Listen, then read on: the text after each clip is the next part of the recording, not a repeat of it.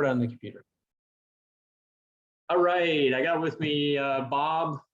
Bob is someone that I saw who had some pain going down into the leg and into the back. But Bob, I'll let you just tell your story a bit. Can you just tell me, before you saw me, what was the problem that you were dealing with, and what kind of things had you tried up to that point? Well, probably for about the last 6 or 7 years, I've had lower back problems with the sciatica, moving down the legs in the rear. This has been going on for 6 or 7 years, and it progressively got worse and worse over time. I would do my own thing, like I would do stretches that you'd see on the internet and stuff like that try to relieve some of that. It worked a bit in the front end of it, but as time marched on until I saw yourself, it got progressively worse. Yep. And where were you feeling the symptoms? Just describe it for people. Well, in the lower back, the sciatica right down both legs. The left leg was at the point of when it was worse. It was in the hip. It was the sciatica, and my knee would actually, I could hardly put any pressure on the knee at all. So at points it became, I couldn't even walk during certain points of time. And I was always in pain.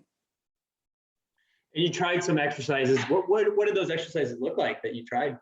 Well, it was the standard stuff I think you find on the internet. It was the cobra position, some of the knee bends, one leg at a time. I tried a whole bunch of different, almost yoga type exercises. Some of them in and out would say, okay, that helped a bit, but it never ever fixed anything. In the cobra position you were talking about, that's a bending backwards type of exercise? Yeah, I would go in and up on my hands and do the arch of the back with my head up like that. And just to try that. Yeah. And these things had some effect, but didn't really have a lasting improvement? No, and it wasn't a continual thing either. It was, if I was aggravated or hurting, I'd try something, and sometimes it hurt to do it. So it wasn't like a continual program that I was doing, just when I thought that I needed it. Gotcha. And were the symptoms going down in one leg, or was it both legs? I could have both legs. Going down both legs? Could be in both legs, yeah. But it would alternate and be worse in one versus the other? Or the left leg always seemed to be worse, but I would get some shooting pains down my right leg. Okay. And it went down past the knee, down into the lower part of the leg? And at some times it did, and then there was the feeling of almost be like lower than the knee, kind of like a clenching in the calf, like pressure on the calf. Right. So it'd be a mix. It'd come and go, different symptoms at different times. Mm-hmm. Yep. It could be a mixed bag. It could be all of them at once. It was all over the place. And then was it worse with certain activities? Oh, absolutely. I could barely walk. Walking was no fun. Yep. Standing, I couldn't do at all. Like if I was to stand there, I'd have to either lean against something or sit down. Like sitting was the only relief I could get. Gotcha. Yeah. All right. And so then you did an initial triage with me. I got you set up on a particular exercise. I actually successfully made your pain worse. Yes, you as did. I recall. However, I did give you a bit of a warning that could potentially happen, and then it just gave you the instruction that, okay, absolutely, it made it worse. All right, good. We know that, and then you discontinued, right? Yeah. All right, and then you followed up with another advanced trained physiotherapist, and can you tell me about the particular strategy that you then worked on that? Well, I went to see a physiotherapist. Yep. And same thing, we talked about the symptoms. She looked at me walk and do certain things. And we talked about what you had suggested to try. And so she said at this point, well, let's try this exercise. And it was like leg crunch, like on my back, pulling my knees to my chest, holding it for 2-3 seconds. And I did that about 10 times in her office. And I stood up and everything in the left leg was completely gone. And it was there when I walked into the office. Yeah. The pain in the hip was gone, and the knee, it was fine. And what about that calf cramping sensation? Well, it wasn't there at the time. It wasn't Oh. there. That one is kind of sporadic. It just sometimes happens. It's not all the time. Yeah. And so that left leg, which was causing me the most grief because I couldn't walk barely on it, I'd have to go up the stairs, putting my hands at each stair to get up the stairs to kind of support the knee. Yeah. But after that first session and doing 10 of those crunches, it was gone. Yeah, and then what would you say okay? So 3-4 days later, first of all, was the pain still gone? And then second of all, what was your improvement level after that? I went, honest to God, I went from, I would say from 30% to 90%. Just like that. Yeah.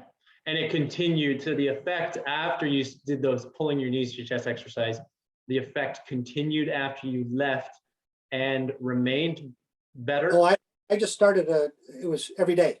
I do this every day, 3-4 times a day. Yeah.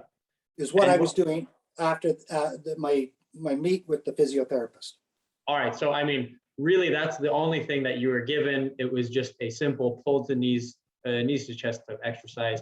And you had this lasting effect afterwards. Absolutely. To the tune of 90%. Absolutely. And then I had 2 more appointments with the same physiotherapist. Yep. And we talked about the improvement, and she went, "That's fabulous. You're on your own." Really? Right. Yeah. So yeah, get out of here. Are you happy with where you're at? And I was ecstatic about where I was at. Amazing. Like yeah. I could just do everything. Well, that leads me to my my next question. Then what are you able to do now that you weren't able to do before, or maybe that you were fearful that you were never going to be able to do again? Are you able to do some of those things? Golf again. I couldn't stand to be out and golf and that. Walking I can do again. I don't like walking in the first place, but I can do it now. Yeah. Yeah, there was lots of things, and I'm kind of like a hands-on guy. Do a lot of renovation work with my sons, myself, my own place. Love doing that, and it stopped me or slowed me big time before, and now I can do what I used to do. Yeah. So I'm a happy camper with that. Pretty amazing stuff. So now you're armed with this tool that you can then use to continue this. Hopefully continue. We talked, and you and I talked about continued improvement to try and get that last 10%. By even progressing this exercise, because we're actually aiming to see if we can get this thing totally gone. And yeah, I mean, so if you were to, well, were you skeptical at all before we met or before we talked about what to do, that this type of approach would work? I was skeptical of, I was skeptical of the whole physiotherapy thing right from the beginning, because I figured I looked up enough stuff and was trying it, but it makes a big difference to do the right thing. Like you could be doing things to aggravate it and help it a bit, but then all you're doing is just, you're weighing one against the other. That's right. If you're trying all this different stuff. And I was amazed and very, very happy that it's one simple little exercise that, one session takes 5 minutes to do. Yeah, exactly. That's it. Yeah. It's pretty simple, very minimally disruptive to people's lives to be able to do that. And they can prevent recurrences on their own. They know. So it's a phenomenon that we talked about called directional preference, that once you find that particular exercise, it's like a lock. It's like a key going in the lock and click, there it is. The one exercise, that's what resolves it. And very interestingly, I'll make 2 points. One point is that oftentimes when pain and sciatica is going down the leg past the knee and into the foot and the calf, the main go-to and the main conventional wisdom out there is to extend and go backwards, just like that exercise that you were doing. Yeah. And that's very much a go-to exercise, almost as a default, without doing a very thorough assessment. And in your case, that got you worse. Yes, it did. And that's one point I want to make about why your story is amazing, and I'm so happy that you're telling other people about this. And the second point is that you also fit this classic type of textbook pattern of what they call stenosis, which is not really even a diagnosis, it's just an anatomical finding of narrowing around a nerve that typically gets worse with standing and walking and better with sitting. And oftentimes what's prescribed for that is not uncommon for people to get surgical interventions for that type of problem. And so, I mean, that's what really is quite incredible about your story here, that this does not behave like a stenotic lesion, because you doing those bending exercises, pulling your knees to your chest, if it was a stenosis lesion, if that was the sort of the problem that was causing it, it wouldn't have changed. You would have gotten back up after that session, in that session with that clinician, and you would have still had the pain with walking and standing. Yep. So this goes to show you the importance of getting the right kind of diagnostic process and analysis with this whole thing. Absolutely. Yeah. So awesome. That's great. Thanks a lot, Bob, for sharing your story. Appreciate it. Problem at all.